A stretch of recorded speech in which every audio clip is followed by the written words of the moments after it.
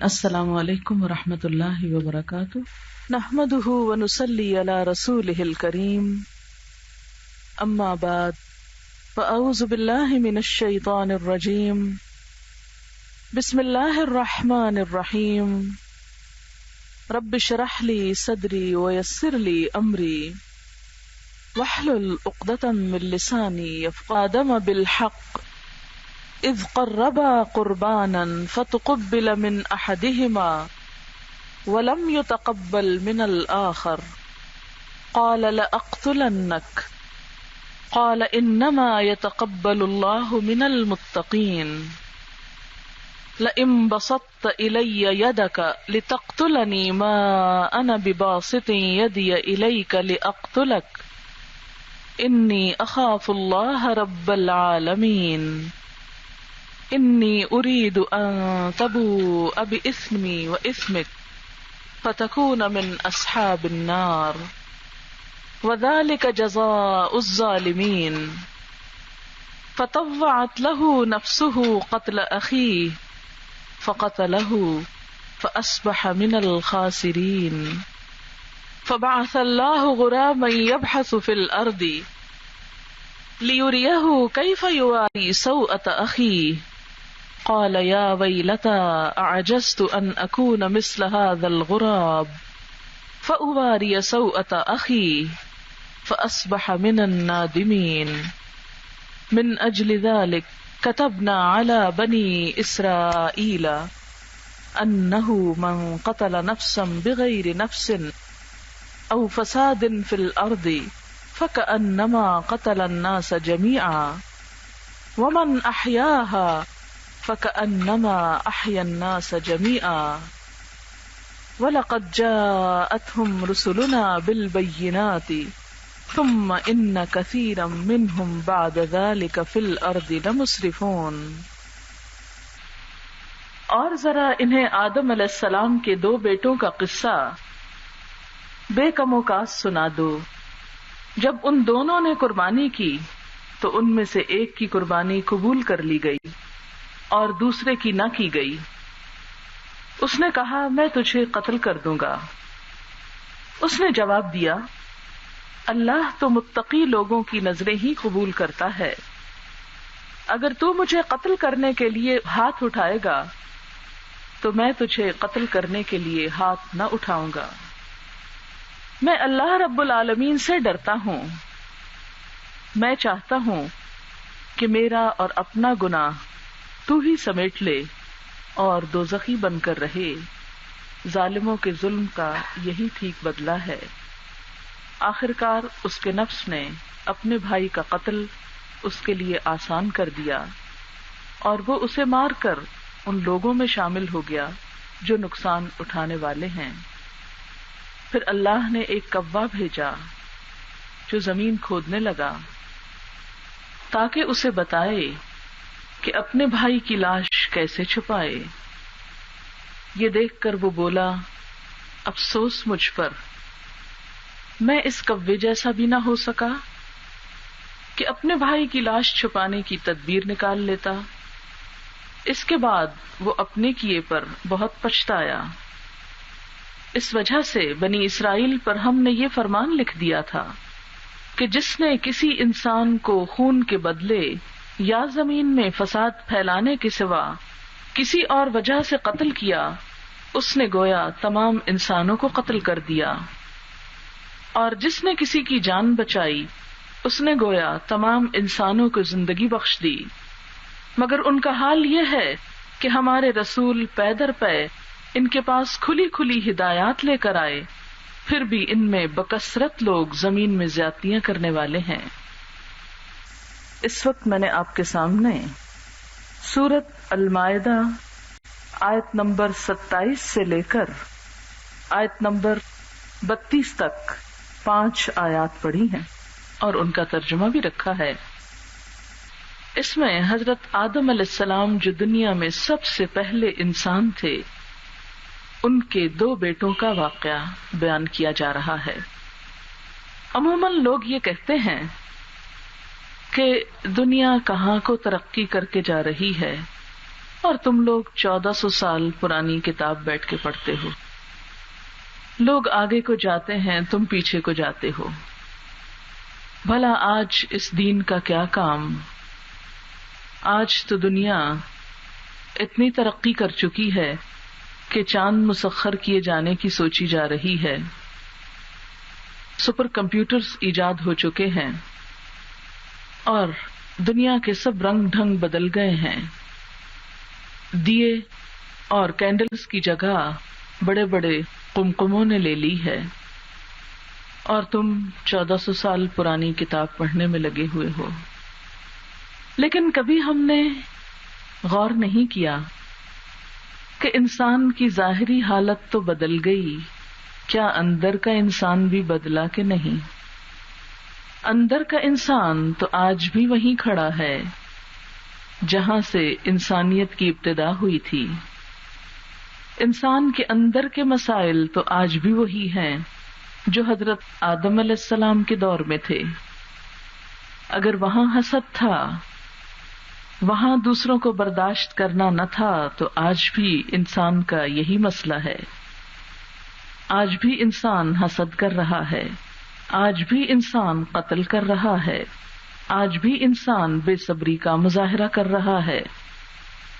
تو اگر اندر کا انسان نہیں بدلا اور اندر کے انسان کی اصلاح کے لیے وہی نسخہ جو پہلے دن ضروری تھا وہی آج بھی ضروری ہے، وہی آج بھی کارآمد ہے.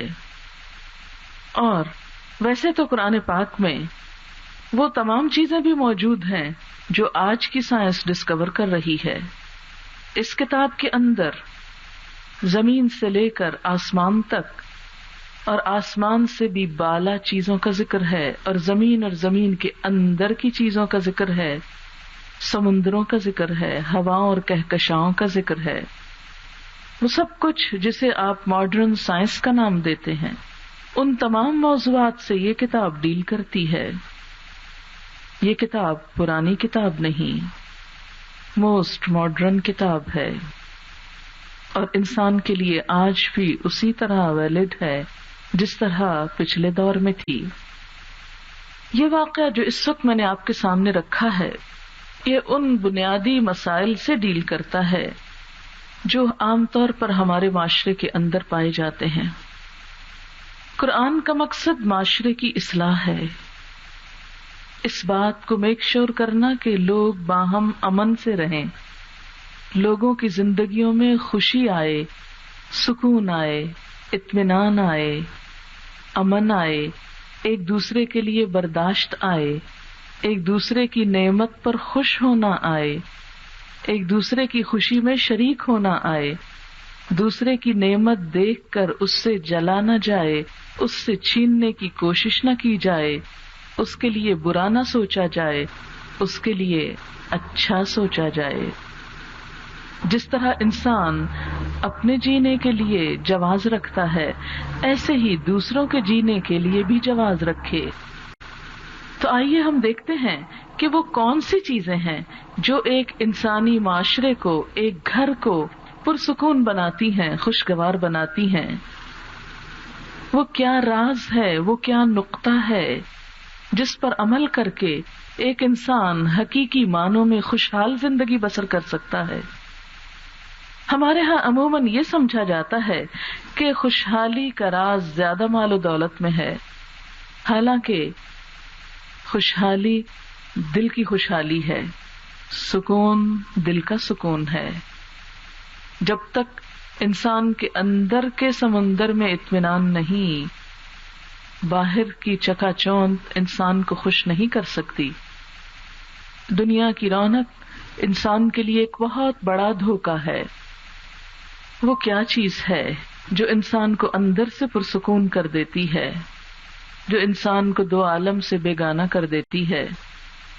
وہ کیا چیز ہے جس سے انسان حقیقی معنوں میں خوشحال ہو جاتا ہے؟ اس دنیا کی خوشیاں بھی ملتی ہیں اور آخرت کی خوشیاں بھی ملتی ہیں. تو آئیے دیکھتے ہیں کہ اس رکوع میں کیا بتایا گیا.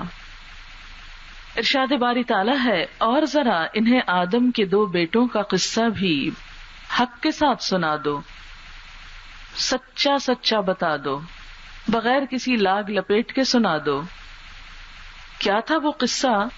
جب ان دونوں نے قربانی کی تو ان میں سے ایک کی قربانی قبول کر لی گئی اور دوسرے کی نہ کی گئی۔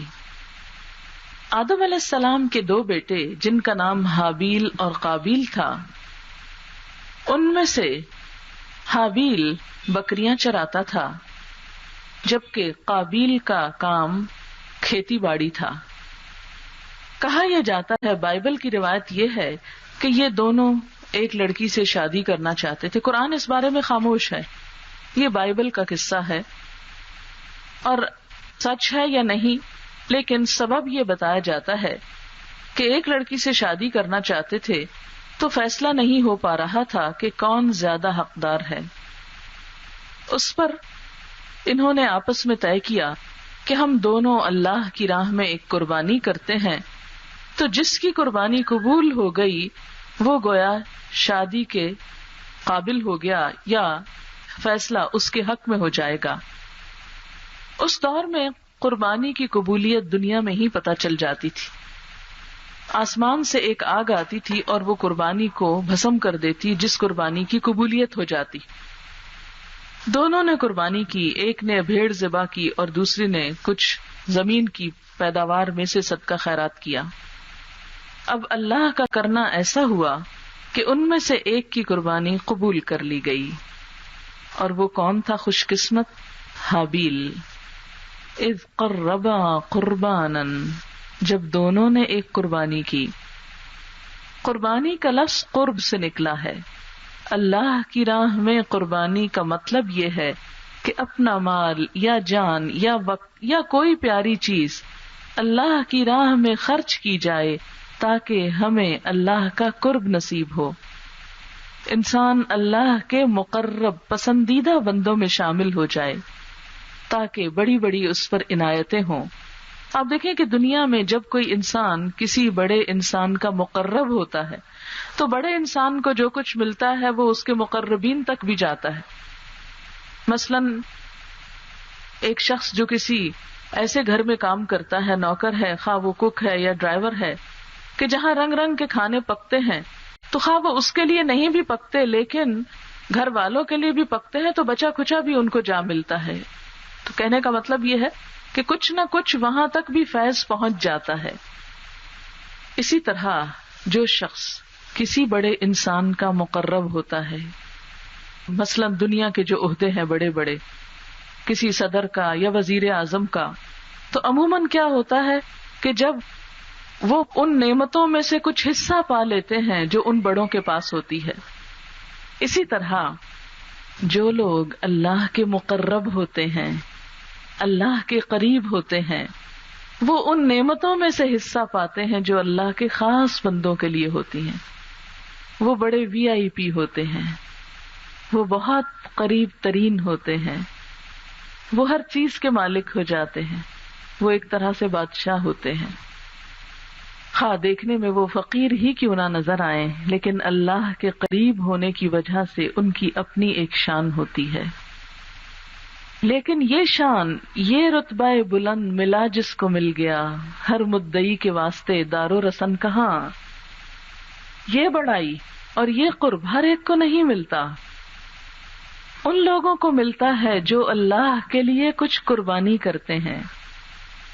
قرب کے لیے قربانی ضروری ہے۔ آپ دیکھیں کہ بادشاہوں کے بھی مقرب کون بنتے ہیں؟ جو بادشاہوں کے لیے قربانی کرتے ہیں۔ ہمارے ملک میں مثلا بڑوں کے قرب کون حاصل کرتے ہیں؟ جو ان کے لیے کوئی نہ کوئی قربانی کرتے ہیں، مثلا ووٹ کی کمپین میں شریک ہوتے ہیں یا کوئی اور کام کرتے ہیں یا مالی طور پہ کنٹریبیوشن کرتے ہیں یا کسی بھی طرح، جو ایک دنیا کا طریقہ ہے۔ ایسا تو نہیں کہ اگر آپ کسی کے لیے کچھ بھی نہ کریں اور وہ بے وجہ میں آپ کو اپنے قریب کر لے، یہ نہیں ہوتا۔ ہمیشہ قرب کے لیے قربانی چاہیے ہوتی ہے۔ قربانی پروو کرتی کہ ہاں واقعی آپ کسی کے قریب ہونے کے لائق ہیں۔ آپ دیکھیے کہ قربانی صرف مال کی نہیں ہوتی، اپنے جذبات کی، احساسات کی، اپنی نیند اور آرام کی، اپنی پسندیدہ چیزوں کی، ہر چیز کی قربانی ہوتی ہے۔ حضرت ابراہیم علیہ السلام کی زندگی میں ہم دیکھتے ہیں کہ وہ ایک مشرک گھرانے میں پیدا ہوئے جہاں ہر طرف اندھیرا تھا۔ ان کا باپ بت پرست تھا، بت گر تھا، مجسمہ سازی اس کا پیشہ تھا، لکڑی اور پتھر کے بت بنا بنا کر بیچا کرتا تھا، مذہب کی ایک گدی پر فائز تھا، اس کو ایک بڑا مقرب اور مکرم مقام حاصل تھا، لیکن بیٹا باغی ہو گیا۔ آج کی اصطلاح میں باغی، حقیقی معنوں میں تو وہ اللہ کا وفادار ہوا، لیکن زمانے کے قانون کا باغی ہو گیا۔ ابراہیم علیہ السلام کی سمجھ میں نہیں آتا تھا کہ یہ بت جو کسی کو کچھ دے نہیں سکتے، نہ یہ سنتے ہیں، نہ بولتے ہیں، نہ ہاتھ پاؤں ہلا سکتے ہیں، ان کی آخر عبادت کس لیے کی جائے؟ یہ ہمارا کیا بنا سکتے ہیں؟ لیکن ابراہیم علیہ السلام کی سمجھ میں نہیں آتا تھا کہ لوگ اتنے دیوانے ان کے کیوں ہو رہے ہیں۔ انہوں نے کیا کیا کہ ان بتوں کو توڑ ڈالا، بغاوت کر دی ان بتوں کے خلاف۔ ان کو پتا تھا انجام کیا ہونے والا ہے، اور واقعی انجام کیا ہوا؟ آگ کا ایک بہت بڑا الاؤ تیار کیا گیا، اور باپ بھی ان لوگوں میں سے تھا جو بیٹے کو جلانے کے لیے لکڑیاں ڈھو ڈھو کے لا رہے تھے۔ سارا شہر ابراہیم علیہ السلام کے لیے لکڑیاں چن چن کے لا رہا تھا کہ اس باغی کو سزا دی جائے، لیکن وہ بغاوت چونکہ اللہ کے لیے تھی، تو اللہ اپنے بندوں کی حمایت نہ کرے گا، اپنے مقربین کی حمایت نہ کرے گا تو کس کی کرے گا؟ اللہ کا ارشاد ہوا، قُلْنَا يَا نَارُ كُونِي بَرْدًا وَسَلَامًا عَلَىٰ إِبْرَاهِيمَ، ہم نے کہا اے آگ ٹھنڈی ہو جا اور ابراہیم پہ سلامتی۔ ابراہیم علیہ السلام کو ان کے والد نے گھر سے نکال دیا، دھمکیاں دی، لوگوں نے ان کو کوئی عزت نہ دی، لیکن انہوں نے اپنے رب کی خاطر اپنی عزت، اپنے جاہ و مال، اپنے والدین، اپنے وطن، اپنی محبتوں کی قربانی دی کہ میرے رب کا حکم یہی ہے، لہذا رب ایک طرف، پوری دنیا ایک طرف، اور وہ اس امتحان میں کامیاب ہو گئے۔ افسوس کہ آج ہم مسلمان ہوتے ہوئے ہمارے معاشرے کے اندر بھی ایسی کئی چیزیں پائی جاتی ہیں جن کی کوئی لاجک نہیں۔ مثلا یہ مارچ کے نوائے وقت کی ایک خبر میں تھا کہ کراچی میں ہی ایک جھیل ہے، منگو پیر جھیل، وہاں پر مگرمچھوں کی عقیدت مندوں کا ایک میلہ لگتا ہے، اور لوگ وہاں پر اونٹ، گائے، بکری، مرغی تک جا کر قربان کرتے ہیں، اور جس کا گوشت مگرمچھ کھا لے ان کو بہت خوش قسمت تصور کیا جاتا ہے، اور ان کے ہاں بھی یہی عقیدہ ہے کہ مگرمچھ صرف حلال کا مال کھاتے ہیں۔ اور مگرمچھ کو کیوں کھلایا جاتا ہے کہ اگر مگرمچھ نے کھا لیا تو کیا ہوگا؟ ہمارے سارے مشکلات آسان ہو جائیں گی۔ اب آپ خود سوچیں کہ یہ ہمارے پڑھے لکھے لوگوں کے شہر میں، عقل والوں کے آس پاس ہو رہا ہے۔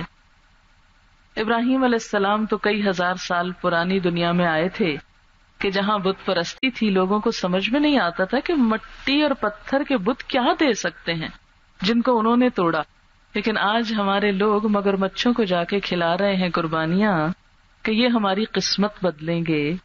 کیا ان میں اور اس دور جاہلیت میں کوئی فرق ہے؟ کچھ بھی تو نہیں۔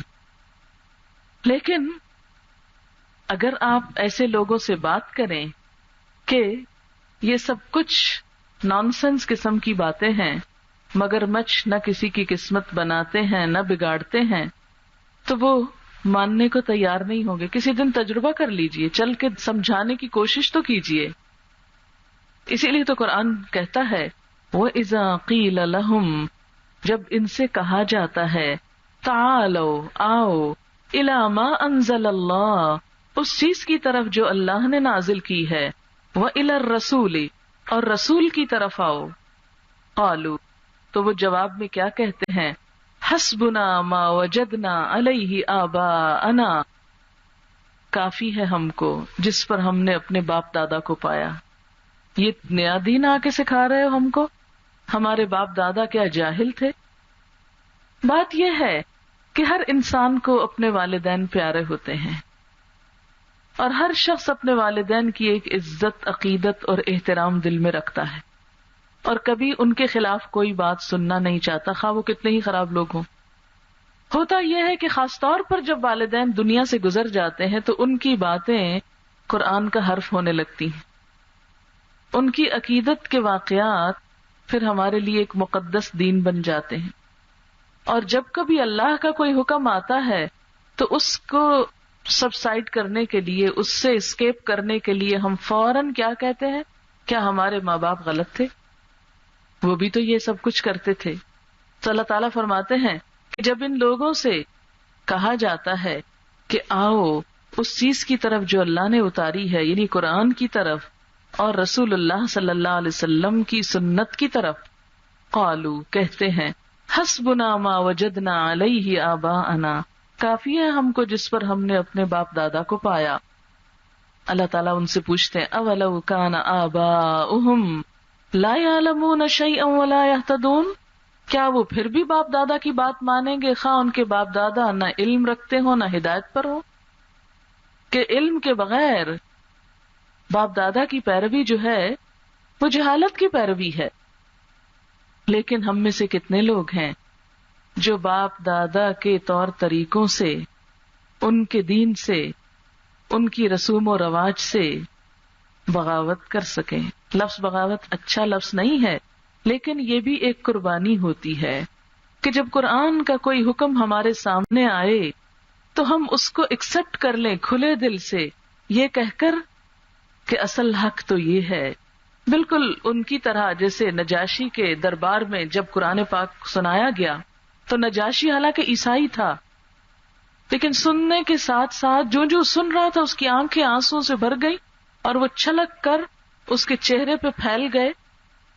قرآن پاک نے اس کی گواہی دی، اذا سمعوا ما انزل الى الرسول ترى اعینهم تفیض من الدمع مما عرفوا من الحق، اور جب انہوں نے اس کلام میں سے سنا جو رسول کی طرف بھیجا گیا صلی اللہ علیہ وسلم، تو تم دیکھتے کہ ان کی آنکھیں آنسوؤں سے چھلک رہی تھی.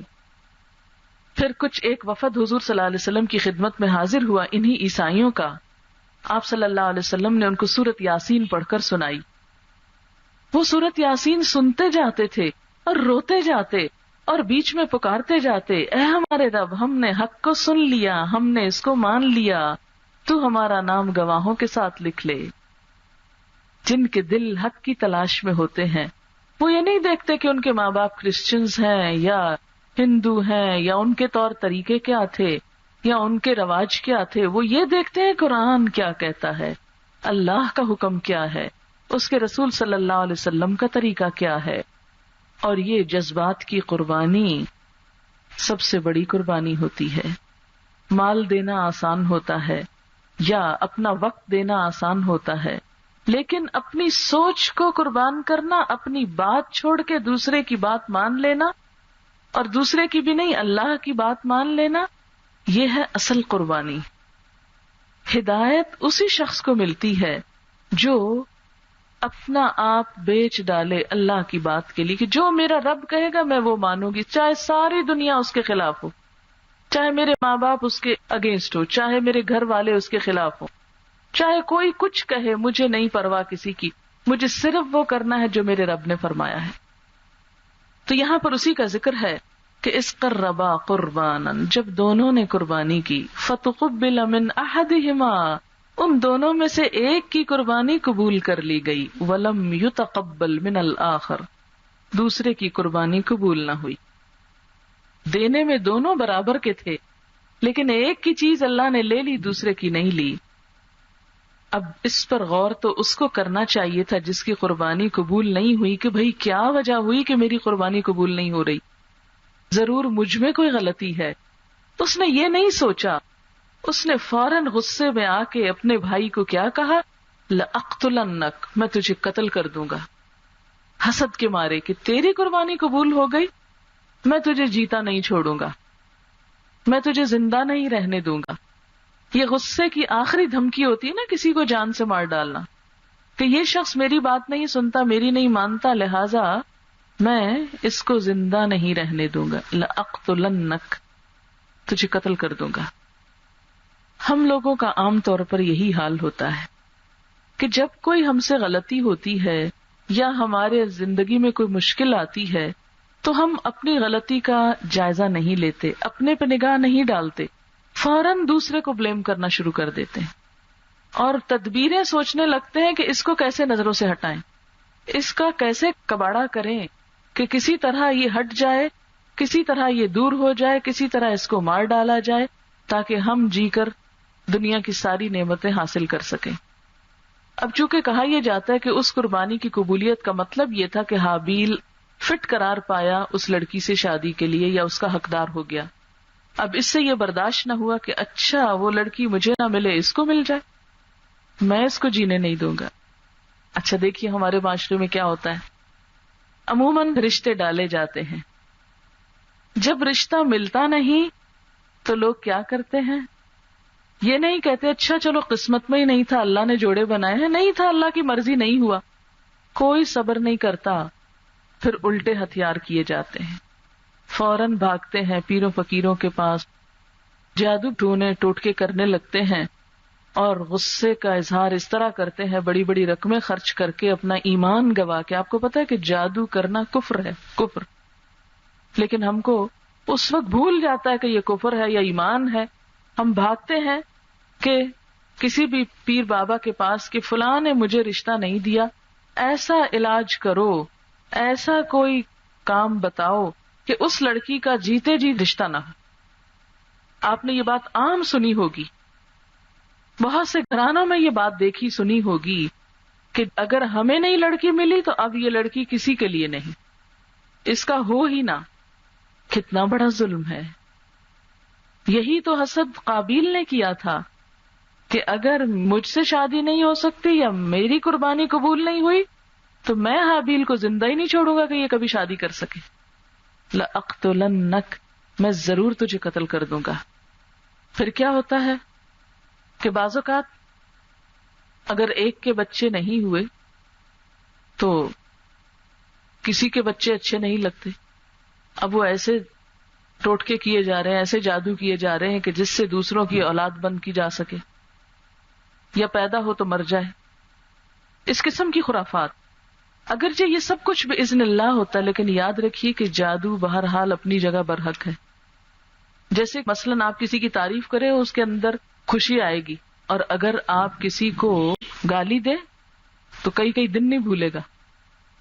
جادو بالکل یہی چیز ہے. جادو ایک کلام ہوتا ہے, جیسے اچھا کلام کے اچھے اثرات ہوتے ہیں ایسے غلط کلام کے غلط اثرات ہوتے ہیں. جس طرح انسان کی جسم ہے نا, جسم پہ کوئی سخت چیز مارو تو یہ اثر کرتی ہے, چوٹ لگتی ہے, ایسے انسان کی جو روح ہے اس پہ کلام کا اثر ہوتا ہے. آپ دیکھیں ہم ایک اچھا شعر سنتے تو ہم جھومتے رہتے, کیا وجہ ہوتی ہے؟ کوئی گانا لوگ سن لیتے ہیں تو وہی گنگنانے لگے, بس ایک دفعہ سننے کی دیر ہوتی ہے, کوئی رٹا نہیں لگانا پڑتا, فوراً ہی زبان پہ جاری ہو جاتا ہے, کیونکہ وہ اندر تک اثر کر گیا. اب وہ جو اندر تک چلا جائے اس چیز کو رٹنے کی ضرورت ہی نہیں, وہ فوراً ہی دل پہ آ کے زبان پہ آئے گا. تو بالکل اسی طرح جادو بھی ایسا کلام ہوتا ہے کہ جس کے اثرات روح پر ہوتے ہیں. تو بہرحال یہ بھی انسان کے لیے ایک آزمائش ہے. تو اسی طرح ہمارے ہاں حسد کے مارے کیا کیا جاتا ہے, ہم نہیں کھا سکے تو دوسرا بھی نہ کھا سکے. مثلاً آپ نے کبھی بچوں کو دیکھا ہوگا, اگر ایک کی کوئی چیز گر جائے تو وہ ہاتھ مار کے دوسرے بھائی کی بھی گرا دیتا ہے, میں نہیں پی سکا تم کیوں پی سکو. یہ قدرتی طور پر ایک شیطانی سی کیفیت انسانوں کے اندر ہوتی ہے, مجھے نہیں نعمت ملی اس کو کیوں ملی. حسد, جلن, کڑھن. بعض اوقات بہنوں میں ایک بہن کی شادی کسی اچھے گھر میں ہوئی, دوسری کو قدرتی طور پر کوئی آزمائشوں کا سامنا کرنا پڑا, اب وہ بہن سے بولتی نہیں, بول چال ہی بند ہے, اس کے گھر آنا جانا بند ہے, ہر روز ایک نیا فتنہ, ایک نیا الزام کہ وہ ایسے کرتی ایسے کرتی, دوسروں کے سامنے اس کی عزت برباد کی جاتی. یہ سب کچھ کیا ہے؟ دراصل حسد ہے. یہ جتنی بھی غیبتیں ہوتی ہیں نا, یہ سب حسد کی وجہ سے ہوتی ہیں. دوسروں کو ذلیل و خوار جتنا کیا جاتا ہے, جو تانے دیے جاتے ہیں، ان سب کے پیچھے جو جذبہ ہے وہ کیا؟ حسد. اور حسد بنیاد ہے تکبر پہ. حسد بیس کرتا ہے تکبر پہ کہ میں بڑا، دوسرا کیوں بڑا ہو جائے. اور اس میں آپ دیکھیں کہ بعض اوقات بڑے بڑے سمجھدار لوگ انوالو ہو جاتے ہیں، بڑے بڑے عقل مند دیندار لوگ اس کا شکار ہو جاتے ہیں. یہ پیغمبر کے بیٹے تھے دونوں. اچھا، یوسف علیہ السلام کے ساتھ جو کچھ ہوا وہ بھی تو سب پیغمبر کے بیٹے تھے، دیندار لوگ تھے، لیکن حسد میں آ کے اپنے ہی بھائی کو اٹھا کے جا کے کنویں میں پھینکا. باپ کو نظر ہی نہ آئے تاکہ باپ ہمارے لیے فارغ ہو جائے. باپ اس سے کیوں محبت کرتا ہے؟ لیکن ہمیشہ یہ سوچنا چاہیے کہ یہ اللہ کا فیصلہ ہوتا ہے. کسی کو نعمت کا ملنا اللہ کا فیصلہ، اور جب ہم یہ چاہتے ہیں کہ وہ نعمت اس سے چھن جائے تو گویا ہم اللہ کے فیصلے کو قبول نہیں کرتے کہ اللہ تعالیٰ آپ کی بات ہم کو قبول نہیں، آپ اپنا فیصلہ بدل لیجئے اور جو اس کو دیا چھین لیجئے. بس اگر آپ نہیں لیتے تو ہم کچھ کرتے ہیں اس سے چھنوانے کے لیے. اور زندگی کی ساری انرجی اٹھتے بیٹھتے سوتے جاگتے بس یہی سوچا جا رہا ہے کہ دوسرے کو لیٹ ڈاؤن کس طرح کریں، اس کو ذلیل کس طرح کریں. لیکن کبھی حاسد نے یہ نہیں سوچا کہ دوسرے کو ذلیل کرتے کرتے وہ خود ہو جائے گا، دوسرے کا برا چاہتے چاہتے اس کا اپنا کباڑا ہو جائے گا. کیونکہ جو کسی کی دنیا برباد کرنے پہ تل جاتا ہے وہ اپنی آخرت کی قیمت پہ کرتا ہے، اپنی آخرت برباد کر کے کرتا ہے. یاد رکھیے کبھی بھی اگر ہم کسی کی دنیا کے پیچھے پڑ گئے کہ اس کو نعمت کیوں ملی، چھین لیں اس سے، اور اس کے لیے خواہ قتل کے منصوبے ہوں یا بدنامی کے یا الزام تراشی کے یا کچھ بھی، ان سب کی قیمت بڑی بھاری ہے، اور وہ کیا؟ آخرت کی ناکامی. پھر ہر ایسا غلط کام کرنے والا سوچ لے کہ وہ دوسرے کی تو دنیا خراب کر رہا ہے مگر اپنی آخرت برباد کر رہا ہے. قال لأقتلنک، قال بھائی نے سمجھایا، انما یتقبل اللہ من المتقین، کہ اللہ تو متقی لوگوں کی قربانی قبول کرتا ہے. یعنی اپنا جائزہ لو، اپنے اندر تقویٰ پیدا کرو تاکہ تمہاری بھی قبول ہو. وہ وجہ معلوم کرو کہ قربانی کیوں نہیں قبول ہوئی. لیکن عام طور پر ہم اپنی غلطی نہ دیکھتے ہیں، نہ دیکھنا چاہتے ہیں، نہ سمجھنا چاہتے ہیں، اور نہ ہی کسی کی نصیحت قبول کرنا چاہتے ہیں. لہذا تقویٰ کی طرف تو دھیان ہی نہیں جاتا. اللہ تقویٰ والوں کی قربانی قبول کرتا ہے. تقویٰ کیا ہوتا ہے؟ اللہ کے احساس کا نام، اللہ کی محبت، ہر کام اللہ کے لیے کرنا کہ اللہ راضی ہو جائے. لیکن افسوس کہ ہمارے ہاں اس بات کا دھیان کم ہی ہوتا ہے. نماز پڑھی جاتی ہے تو کتنے لوگ یہ سوچتے ہیں کہ ایسی نماز پڑھوں کہ اللہ کو پسند آ جائے. آپ دیکھیں کہ جب لوگوں کو کچھ پیش کرنا ہوتا ہے ہمیں کتنا فکر ہوتا ہے، اچھا ایسی ڈیکوریشن ہو کہ لوگوں کو پسند آ جائے، لوگ قبول کر لیں اس کو. یہ چیز ایسی نہ ہو، یہ ایسی نہ ہو. ایک پھول ڈیکوریٹ کرنے کے لیے کیسے کیسے فن ایجاد ہو گئے کہ لوگوں کی نگاہوں میں جچ سکیں. کھانا پیش کرنا ہو کیسے کیسے ٹرالی لگاتے ہیں، کہاں کہاں سے ٹرالیاں خرید کے لاتے ہیں، کہاں کہاں کے برتن خرید کے لاتے ہیں، لاکھوں کے سیٹ خرید کے لاتے ہیں. حالانکہ کیا ہے، برتن ہی ہے نا. وہ شیشے کی پلیٹ 2 روپے میں، 8 روپے 10 روپے میں مل جاتی ہے، اس میں بھی سرو ہو سکتا ہے. لیکن کیا وجہ کہ ہزاروں کی کراکری خریدتے ہیں؟ اس لیے کہ قبول ہو جائے، خوبصورت لگے، اچھی پریزنٹیشن ہو. کیسی کیسی کڑھائیاں، پینٹنگز، معلوم نہیں کیا کیا نئے سے نئے ڈیزائن ہوتے ہیں سرو کرنے کے. یہ جو 5 اسٹارز ہوٹل میں جا کے آپ اتنا بل پے کرتے ہیں وہ سارا کھانے کا تھوڑی ہوتا ہے، اس میں آدھا تو ڈیکوریشن کا ہوتا ہے. تو اللہ کے ہاں کسی کام کا محض کر لینا کافی نہیں ہے، اس کے لیے تقویٰ کی ڈیکوریشن ضروری ہے. اور تقویٰ اندر کی ڈیکوریشن کا نام ہے، دل کے خوبصورت احساس کا نام، اچھی نیت، اچھی قربانی، اور ہر کام محض اللہ کے لیے، کسی انسان کے لیے نہیں. یہ سب شرک میں آ جاتا ہے. ریاکاری، دکھاوا شرک ہے. آپ صلی اللہ علیہ وسلم نے فرمایا جس نے دکھاوے کی نماز پڑھی اس نے شرک کیا. خواہ وہ حرم کے اندر ہی جا کے کیوں نہیں پڑھ رہا، خانہ کعبہ کے اندر بیٹھ کے کیوں نہیں نماز پڑھا، اگر نماز اللہ کے لیے نہیں، لوگوں کو دکھانے کو ہے اور لوگوں کو بتانے اور اعلان کرنے کے لیے کہ ہم نے خانہ کعبہ کے بیچ میں جا کے نماز پڑھی تھی، کہ سب کو بتا دیں ہم کتنے خوش قسمت نیک لوگ ہیں، تو وہ بھی قبول نہیں اگر اللہ کے لیے نہیں. اور اگر اللہ کے لیے ہے تو کسی بیابان میں بھی پڑھ لیں، وہ بھی بہت اعلیٰ نماز ہوگی. وہ یہ نہیں دیکھتا کہ جگہ کون سی، وہ دیکھتا ہے کہ جو کرنے والا وہ کر کیا رہا ہے، وہ میرے لیے ہے کہ نہیں. اسی طرح مال خرچ کرنا، کوئی قربانی کرنا، سب اللہ کے لیے. اچھا، ہمارے ہاں بعض اوقات ایسے رواج بھی ہوتے ہیں کہ کچھ نظر و نیاز اللہ کی بجائے دوسروں کے لیے بھی ہم دینے لگتے ہیں، اور بزرگوں کے نام پر، بزرگان دین کے نام پہ بعض اوقات ہم صدقہ خیرات کرنے لگتے ہیں. حالانکہ ارشاد باری تعالیٰ ہے، قل ان صلاتی ونسکی ومحیای ومماتی للہ رب العالمین، کہہ دیجئے میری نماز، میری قربانی، میرا جینا، میرا مرنا اللہ رب العالمین کے لیے، اور بس، کسی اور کے لیے نہیں، کسی کی خوشی کے لیے نہیں، نہ کسی جیتے ہوئے کی نہ کسی مرے ہوئے کی. کیونکہ کوئی کام جو انسانوں کی خوشی کے لیے ہو اور اس میں اللہ کی رضا نہ ہو وہ قبول نہیں ہوتا، کیونکہ جب بدلہ اللہ سے لینا ہے تو رضا بھی اس کی چاہیے. پھر اس نے کہا لَئِن بَسَطتَ إِلَيَّ يَدَكَ، اگر تو نے اپنا ہاتھ میری طرف بڑھایا، لِتَقْتُلَنِي، کہ تو مجھے قتل کر دے، مَا أَنَا بِبَاسِطٍ يَدِيَ إِلَيْكَ، میں اپنا ہاتھ تیری طرف نہیں بڑھاؤں گا، لِأَقْتُلَكَ، کہ میں تجھ کو قتل کروں. تو مجھے مارنا چاہے تو مارے، لیکن میں نہیں مارنا چاہتا تجھ کو. کیوں؟ اس لیے کہ نبی صلی اللہ علیہ وسلم نے فرمایا کہ قاتل اور مقتول دونوں جہنم میں جائیں گے. لوگوں نے پوچھا یا رسول اللہ صلی اللہ علیہ وسلم، قاتل کی تو سمجھ میں آتی، مقتول کیوں دوزخ میں جائے گا؟ فرمایا اس لیے کہ اس کی بھی نیت قتل کرنے کی تھی، وہ بھی ہتھیار لے کے آیا تھا، اس کا چل نہیں سکا. بس اگر اس کا چل جاتا تو وہ قاتل ہوتا. تو وہ جو اس کی نیت تھی قتل کرنے کی، اس وجہ سے وہ بھی اسی کے ساتھ جس نے قتل کر دیا. تو اس لیے یہ کہتا ہے کہ میں نہیں قتل کروں گا، میں نہیں آگے بڑھوں گا. یہی اصل تقویٰ ہے کہ کوئی ہمارے ساتھ غلط کرے تو ہم جواب میں غلط نہ کریں.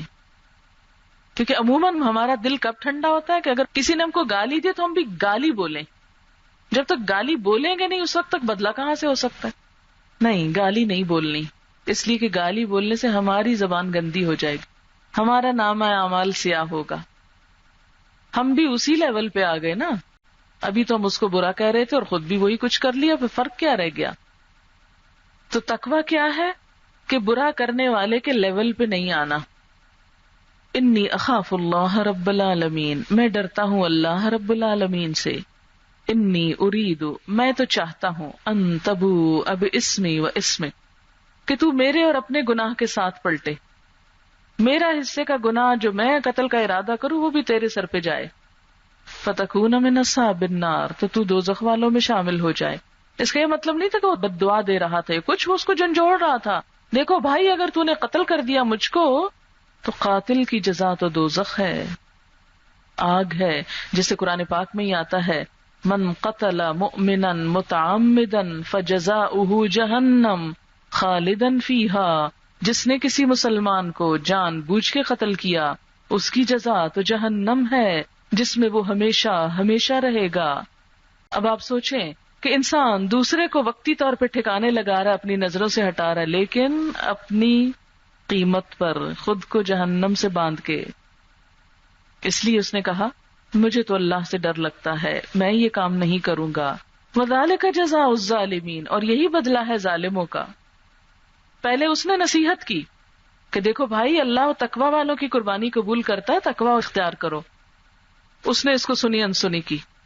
پھر اس نے سختی سے بات کی، دیکھو اگر تم قتل کرو گے تو دوزخ میں جاؤ گے. اس نے اس کو بھی ٹال دیا، نہ پیار اثر کیا نہ ڈانٹ اثر کی. اور لیکن وہ اندر اس کا کھول رہا تھا، وہ غصہ کنٹرول نہیں کر پا رہا تھا، لہٰذا وہ کیا کرنے لگا، فطوعت لہ نفسہ قتل اخی، اس کے دل نے اس کے لیے اپنے بھائی کا قتل آسان کر دیا. جیسے ہم میں سے ہر شخص غلط کام کرنا اپنے لیے اس کی جسٹیفیکیشن تلاش کر لیتا ہے.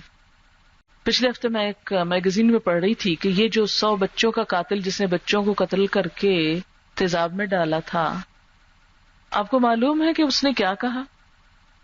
اس نے کہا میں نے یہ اس لیے کیا کہ باقی بچوں کا مستقبل سنور جائے، کہ میں اگر 2-4 کو مارتا تو لوگوں کے ضمیر اتنے مردہ ہو گئے ان کو اثر نہیں ہونا تھا، میں نے لوگوں کو جگانا چاہا ہے.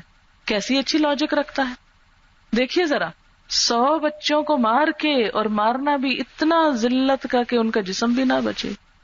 اس سے بڑا بھیانک جرم کہیں ہوگا؟ لیکن وہ یہ جرم کر کے بھی مطمئن ہے، کہتا ہے میں نے تو لوگوں کے ضمیر جھنجھوڑے ہیں کہ لوگ جاگیں. کیا یہ طریقہ ہے ضمیر جھنجھوڑنے کا؟ لیکن بتانے کا میرا غرض یہ ہے اس مثال کو کہ ہر مجرم یہ کہتا ہے کہ جو میں کر رہا ہوں وہ صحیح کر رہا ہوں. ہر غلط کار اپنی غلطی کی جسٹیفیکیشن رکھتا ہے. مثلاً آپ نے دیکھا ہوگا کہ جو لوگ نماز نہیں پڑھتے، اگر ان کو کہا جائے بھائی نماز پڑھا کرو، پہلا حساب نماز کا ہے، تو وہ فوراً کہیں گے ہاں دیکھیں بڑے نماز پڑھنے والے کیسی کیسی رشوتیں لیتے دیتے، ہاں دیکھے ہیں اتنا فراڈ کرتے ہیں، ایسی نمازوں کے بغیر بھی اچھے ہم. فوراً وہ دوسروں کی غلطی پکڑیں گے، فوراً دوسروں پہ انگلی اٹھائیں گے. یہ نہیں کہیں گے کہ ہم غلط ہیں ہم ٹھیک ہو جائیں. یعنی ہونا تو یہ چاہیے کہ آپ نماز بھی پڑھیں اور وہ غلط کام نہ کریں، لیکن کہیں یہ ہمیں جواز نہیں ملتا کہ کسی کی غلطی کی وجہ سے ہم بھی غلطی شروع کر دیں، غلطی کا عذر ڈھونڈ کر اس کے سہارے خود غلط کر لیں، کیونکہ ہر انسان کا حساب الگ الگ ہوگا. قرآن پاک میں آتا ہے وَلَقَدْ جِئْتُمُونَا فُرَادًا كَمَا خَلَقْنَاكُمْ أَوَّلَ مَرَّةٍ، ہم تم کو اکیلے لے آئے ایک ایک. وَيَأْتِينَا فَرْدًا، ہر شخص ہمارے پاس اکیلا آئے گا. ہر ایک نے اللہ کو تنہا اپنا حساب دینا ہے اور دوسرے لوگ سب بھاگ جائیں گے. ارشاد باری تعالیٰ ہے یوم یفر المرء من اخیہ وامہ وابیہ وصاحبتہ وبنیہ لکل امرئ منہم یومئذ شأن یغنیہ. جس دن انسان بھاگے گا، قیامت کے دن ہر انسان دوسرے سے بھاگے گا. کس سے؟ من اخی، اپنے بھائی سے. وہ نہیں دیکھے گا اس کو کیا مصیبت پڑی، بھاگ جائے گا مصیبت میں. دنیا میں بھاگ جاتے ہیں، آپ نے دیکھا ہوگا جب دکھ تکلیف آتی ہے سب بیگانے ہو جاتے ہیں، سب رفو چکر ہو جاتے ہیں. یوم یفر المرء من اخی، اپنے بھائی سے، وامہ، اپنی ماں کو چھوڑ جائے گا، وابی، اپنے باپ کو، وصاحبتہ، اپنی بیوی کو، وبنی، اپنے بیٹے کو. یہ قریب ترین 5 رشتے انسان ان سے بھی بھاگے گا. مجھے یہ نظر ہی نہ آئے کہ کہیں مجھ سے میرا عمل نہ مانگ لیں. اسے دنیا میں اگر ایک شخص کا لاش ہو جائے تو وہ کیا کرتا ہے، سب اس سے بھاگنے لگتے ہیں کہ یہ اب ہم سے قرضہ مانگے گا، یہ ہم سے مدد چاہے گا. فقیر کو دیکھتے ہی سب نظریں نہیں ملاتے، اس سے ادھر ادھر ہونے لگتے ہیں کہ یہ ہم سے مانگ نہ لے، اس کو دیکھتے ہی نہیں. قیامت کے دن بھی انسان یہی کرے گا. جو فقیر ہوگا اس سے سب بھاگ جائیں گے اور دوستی صرف اللہ والوں کی رہ جائے گی. وہ عرش الہی کے سائے تلے اکٹھے بیٹھے ہوں گے، نور کے ممبروں پر، موتیوں کے ممبروں پر. انبیاء اور شہداء ان پہ رشک کریں گے. یہ کون خوش قسمت ہے؟ بتایا جائے گا یہ اللہ کی خاطر آپس میں محبت کرنے والے تھے. دنیا کی کوئی غرض بیچ میں شامل نہ تھی، کوئی لالچ نہ تھا ان کو، صرف اللہ کے نام پہ جمع تھے. تو بات یہ ہے کہ قیامت کے دن تو ہر انسان کا حساب الگ ہے، لہذا ہر ایک کو اپنی سوچنی چاہیے. یہ نہیں سوچنا چاہیے کہ دنیا اتنا غلط کر رہی ہے آج کے دور، یہ کوئی دور ہے نیکی کرنے کا. آپ دیکھیں لوگ کتنے مزے سے کہتے ہیں یہ کوئی زمانہ ہے سچ بولنے کا. آج کون سچ بولتا ہے؟ نہیں، زمانہ کیا چیز ہے، وہ تو خدا آپ نے بنا لیا. اللہ نے سچائی کو بنیادی اصول رکھا. ساری دنیا بھی جھوٹ بولے تو آپ کے جھوٹ کی معافی اس لیے نہیں ہو جائے گی کہ باقی بھی جھوٹ بولتے تھے اس لیے آپ کو معاف کیا جائے. ہر ایک سے الگ پوچھا جائے گا کہ تم نے کیوں بولا تھا. فطوعت له نفسه قتل اخی، آہستہ آہستہ دلیلیں تاویلیں بہانے کر کر کے اس کے دل نے قتل کرنا اس کے لیے بالکل درست قرار دے دیا. بالکل ٹھیک کرو قتل. بالکل اسی طرح جیسے ہم میں سے کسی انسان کو اس کا نفس گناہ پر تسلیاں دے دے کے آمادہ کر دے. نہیں کوئی فرق نہیں پڑتا، ایک ہی دفعہ تو چک کے تو دیکھو کیا ہو جاتا ہے، کچھ نہیں بگڑتا. ساری دنیا یہ کر رہی، تم کو انوکھے تھوڑی ہو. فقتلہ، اس کو قتل کر بیٹھا. فاصبح من الخاسرین، قتل کرتے ہی وہ نقصان اٹھانے والوں میں شامل ہو گیا. کیا نقصان؟ فوری طور پہ دنیا کا نقصان. کیا ہوا؟ اس کو اتنا نہیں پتا تھا کہ بھائی کی لاش کیسے چھپائے. بھائی مرا پڑا ہے، وہ ندامت اٹھ رہی ہے، دیکھ دیکھ کے گناہ دل پہ چرکے لگ رہے ہیں. یہ نہیں پتا اب اس کو چھپائے کیسے. جرم کو انسان کر کے فوراً چھپانا چاہتا ہے, فوراً صفائی پیش کرتا ہے. اب صفائی کیسے پیش کرے کہ شہادت سامنے ہے. اس سے پہلے دنیا میں ابھی نہ کوئی انسان مرا تھا نہ قتل ہوا تھا. اتنا ارلی سٹیج کا جرم ہے یہ قتل, پہلا جرم. فبعث اللہ غرابا, اللہ نے ایک کوا بھیجا, یبحث فی الارض, جو زمین میں کھود رہا تھا, لیریہ, تاکہ اس کو دکھائے, کیف یواری سوءۃ اخی, کیسے چھپائے اپنے بھائی کی لاش. کوے نے آ کے سکھایا. انسان جب جرم کرتا ہے تو جانور سے بھی نیچے گر جاتا ہے. قال, بولا, یا ویلتا, ہائے افسوس مجھ پر. سخت ندامت آ گئی دل پہ. آپ دیکھیں کہ بعض اوقات انسان کو غصہ آتا ہے نا, غصے میں اول پھول بکنے لگتا ہے. جب دل ٹھنڈا ہو جاتا پھر کہتا ہے نہیں کہتا یہ میں نے کیوں کہہ دیا, کیا حاصل ہوا کہہ کے. سخت دل میں کڑھن اور ندامت آتی. بار بار پھر انسان سوچتا ہے کہ کیا کہہ دیا میں نے. ضمیر ملامت کرتا ہے نا انسان کا. اب اس کا بھی ضمیر ملامت کر رہا ہے. اعجزت ان اکون مثل هذا الغراب, میں جو اتنا بڑا بنتا تھا میں تو اس کوے جیسا بھی نہیں, کہ جس کو یہ سمجھ ہے کہ لاش کیسے چھپاتے ہیں. یعنی دیکھیں نا, ایک انسان تکبر کی وجہ سے حسد کرتا ہے, اپنے آپ کو بڑی چیز سمجھتا ہے, اس لیے وہ کسی کو آگے بڑھنے دیکھنا نہیں چاہتا. مجھ سے آگے کوئی بڑھ جائے, یہ نہیں ہو سکتا. سخت خرابی ہے انسان کی ہے. اچھا, اب اس کو خود ہی ندامت ہوئی, میں تو اپنے آپ کو بڑی شے سمجھتا تھا, میرے اندر تو کوے جتنی عقل نہیں. کوے کو پتا ہے لاش کیسے چھپائی جاتی, میں تو یہ بھی نہ چھپا سکا. فأواری سوءۃ اخی, میں اپنے بھائی کی لاش چھپاتا. فاصبح من النادمین, تو ندامت اٹھانے والوں میں شامل ہو گیا. سخت ندامت. کہتے ہیں کہ اس کے بعد اٹھ نہیں سکا, اتنا ڈپریشن اس پہ آیا کہ اٹھنے کے قابل نہ رہا, اتنا سخت اس کو دھچکا لگا, اور اسی حال میں خود بھی مر گیا. توبہ کی توفیق بھی نہ ہوئی. اور بعض جرم اتنے بھیانک ہوتے ہیں کہ انسان جب کر بیٹھتا ہے تو اس کے نتیجے میں سخت ڈپریشن کا شکار ہوتا ہے. ضمیر اس کو چین نہیں لینے دیتا, اور جب بے چینیوں کے دورے اٹھتے ہیں تو اللہ کی طرف ذکر کرنے اور اللہ کی طرف مائل ہونے, نماز تک پڑھنے کو دل نہیں چاہتا پھر انسان کا, ایسا بے ہمت ہو جاتا ہے. فأصبح من النادمین. من اجل ذالک, اس وجہ سے, اس گناہ کی وجہ سے, کتبنا علی بنی اسرائیل, بنی اسرائیل کو ہم نے لکھ دیا, انہ من قتل نفسا بغیر نفس, جس نے کسی انسان کو بے وجہ قتل کیا, او فساد فی الارض, یا فساد پھیلانے کے سوا کسی اور وجہ سے قتل کیا, فکأنما قتل الناس جمیعا, گویا اس نے ساری انسانیت کو قتل کر دیا. اللہ کے نزدیک ایک انسان کا قتل ساری دنیا کے قتل کے برابر ہے. کیوں؟ اس لیے کہ ایک انسان کی حرمت سب کی حرمت کے برابر ہے. جینے کا حق سب کو ہے, اس میں سب برابر ہیں. یہ اتنا بڑا جرم ہے. ومن احیاها, اور جس نے اس کو زندہ کیا, فکأنما احیا الناس جميعا, گویا اس نے سب کو زندہ کر دیا. ایک انسان کی زندگی بچانا, ایک انسان کے لیے زندگی بچانے کا سامان کرنا, اتنی بڑی نیکی. وَلَقَدْ جَاءَتْهُمْ رُسُلُنَا بِالْبَيِّنَاتِ, ہمارے رسول ان کے پاس کھلی نشانیاں لائے, لیکن انہوں نے نشانیوں کو قبول نہ کیا. ثُمَّ إِنَّ كَثِيرًا مِّنْهُمْ بَعْدَ ذَلِكَ فِي الْأَرْضِ لَمُسْرِفُونَ, تو بے شک ان میں سے اکثر لوگ زمین میں بکثرت زیادتیاں کرنے والے ہیں. اس سے پتہ کیا چلتا ہے کہ جو انسان کسی برائی کی ابتدا کرتا ہے, کسی گناہ کا آغاز کرتا ہے, اس کو ان سب لوگوں کے جرم کی سزا بھی ملتی ہے جو غلط کام کو رواج دیتا ہے.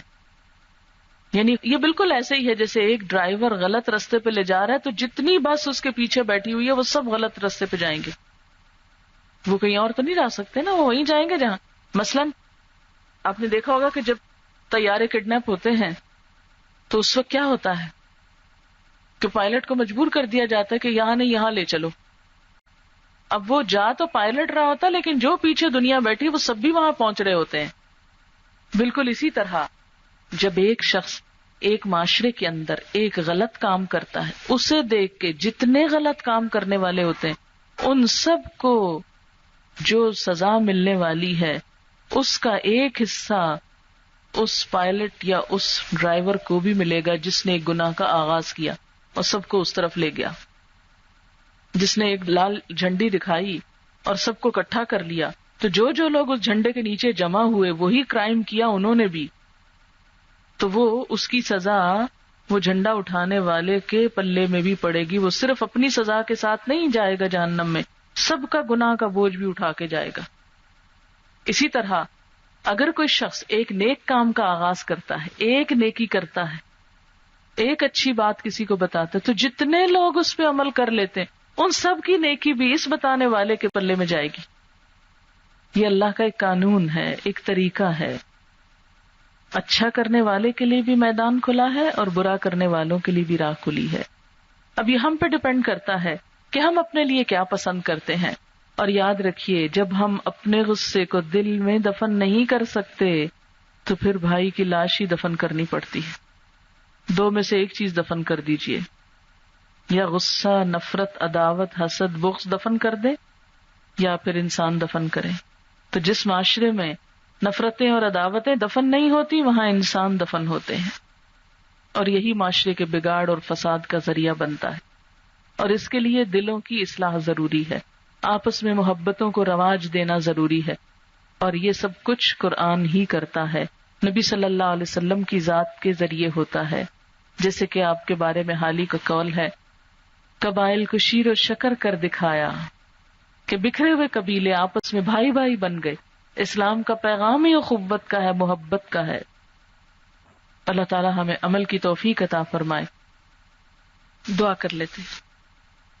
لا الہ الا اللہ واللہ اکبر ولا حول ولا قوة الا باللہ العلی العظیم. اللہم صل علی محمد وعلی آل محمد کما صلیت علی ابراہیم وعلی آل ابراہیم انک حمید مجید. اللہم بارک علی محمد وعلی آل محمد کما بارکت علی ابراہیم وعلی آل ابراہیم انک حمید مجید.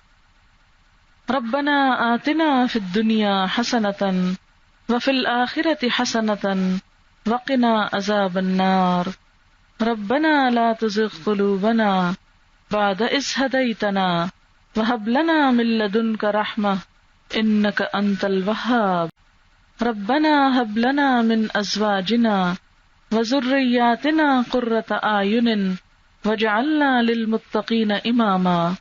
ربنا لا تؤاخذنا ان نسینا او اخطأنا. ربنا ولا تحمل علینا اصرا کما حملتہ علی الذین من قبلنا. ربنا ولا تحملنا ما لا طاقة لنا به واعف عنا واغفر لنا وارحمنا انت مولانا فانصرنا على القوم الكافرين. یا حی یا قیوم برحمتک نستغیث لا الہ الا انت سبحانک انی کنت من الظالمین. لا الہ الا اللہ الملک الحق المبین. لا حول ولا قوة الا باللہ العلی العظیم.